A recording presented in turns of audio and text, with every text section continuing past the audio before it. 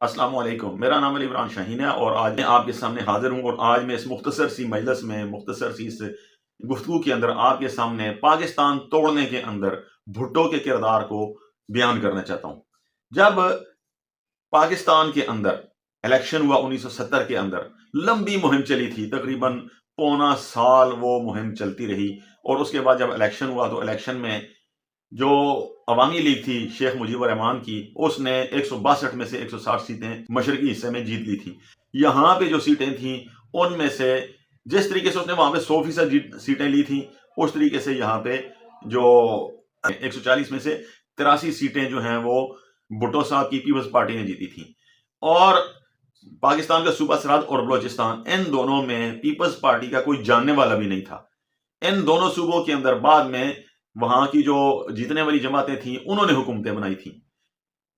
Election जब हो गया तो उस इलेक्शन के अंदर शेख मुजीबुर रहमान की पार्टी अवामी लीग जीत गई थी और पीपल्स पार्टी हार गई थी और भुट्टो ने हर सूरत हुकूमत में आने का ऐलान कर दिया। उसने कहा कि हम पीछे नहीं हटेंगे। उसने सरेंडर नहीं किया, उसने हुकूमत बनाने की शेख मुजीब को दावत नहीं दी और फिर उसके साथ याह्या खान भी मिल गया। याह्या खान ने भुट्टो से कहा कि मुझे अगर आप सदर बनाए तो क्या ख्याल है। उसने कहा कि बिल्कुल बनाएंगे। जब उसने मुजीब से बात की, उसने कहा कि असम्बली करेगी। तो फिर दोनों ने मिलकर ये सारी कार्रवाई डाली और जब 25 मार्च को मशरकी पाकिस्तान के अंदर सर्च लाइट के नाम से ऑपरेशन शुरू हुआ तो भुट्टो जो है वो दौड़ता हुआ पाकिस्तान वापस आया। कराची में उतरते ही उसने कहा जी आज ऑपरेशन शुरू हो गया और पाकिस्तान बच गया। हालांकि पाकिस्तान बचा नहीं था, पाकिस्तान टूटा था। और आपको मैं एक और बात बताऊं कि जब पाकिस्तान टूट गया और भुट्टो जो है वो यहाँ का सदर बन गया, ये किस कानून के तहत सदर बना था, कौन से ज़ाब्ते के तहत सदर बना था, आज तक हमें नहीं पता चल सका। एक बात। दूसरी बात ये, फिर उसके बाद वजीर आजम बन गया। वजीर आजम बना तो किस बुनियाद के ऊपर? हारा हुआ, और ये टूटा हुआ मुल्क था और वो हारा हुआ था। हारे हुए शख्स ने कैसे पहले सदारत संभाली और फिर वजारत उज़्मा संभाली? अगली बात सुनिए। जितना अरसा भुट्टो इस पाकिस्तान के ऊपर काबिज रहा, उसने दफा 144 लगाए रखी और मुखालफीन की वो खूब दुर्गत बनाता था, कत्लेआम करता था। ये बात अपनी जगह पे है, लेकिन उसके साथ आप देखिए इसके मुजरिम होने की सबसे बड़ी दलील और निशानी क्या है कि इसने हुमूदुर रहमान कमीशन को काम करने से रोक दिया।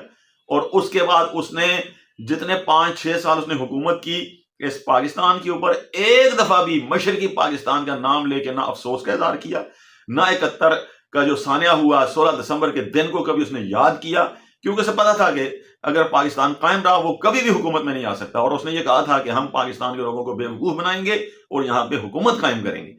तो अगर वो उस वक्त जब ढाका के अंदर असेंबली का इजलास बुलाया गया था, वो असेंबली का इजलास होने देता तो उसमें उसको शायद नायब वजीर आजम बना दिया जाता या कोई ना कोई अच्छे उहदे दे दिए जाते। लेकिन उसे पता था कि मुकम्मल हुकूमत नहीं मिल सकती और मुकम्मल हुकूमत तब मिलेगी जब मैं इस मुल्क को तोड़ के अलग से अपना निजाम कायम करूंगा। और ये ऐसे ही हुआ था। तो भुट्टो का ये इतना बड़ा जुर्म है कि देखिए बाद में उसने हुमूदुर रहमान कमीशन को नाकाम करने दिया, ना उसके बाद इसके ऊपर कोई तहकीकात करवाई, ना कभी मशरकी पाकिस्तान का नाम लिया, ना कभी सानिया का जिक्र किया, बल्कि जो लोग बांग्लादेश नामंजूर की तहरीक चला रहे थे उनको मार मार के उनका सत्यानाश किया, कितने लोग कत्ल करवा दिए और उस तहरीक के ऊपर वो मुसलसल जुल्म ढाता रहा। और उसके बाद उसने फिर 1974 के अंदर जो यहाँ लाहौर के अंदर ओआईसी का इजलास बुलवाया था, उस ओआईसी के इजलास को बुलवाने का बुनियादी मकसद ये था कि बांग्लादेश को तस्लीम किया जाए और पाकिस्तान ने फौरी तौर पर बांग्लादेश को तस्लीम कर लिया। हालांकि क्या जरूरत थी हमें तस्लीम करने की? फिर उसने आलम इस्लाम से बांग्लादेश को तस्लीम करवाया। उसे पता था कहीं ऐसा ना हो कि ये बांग्लादेश नामंजूर की तहरीक जो है वो उरूज पकड़ जाए और कहीं बांग्लादेश के अंदर भी आवाजें खड़ी हो जाएं, मेरा सत्यानाश हो जाए। इससे पहले कि कुछ ऐसा हो, मैं सारे आलम इस्लाम से और खुद भी और बाकी दुनिया से भी मैं बांग्लादेश को तस्लीम करवा लूं और जनाब ये खेल खत्म हो जाए। तो उसने ये सारी कार्रवाई की और सारी हरकतें की।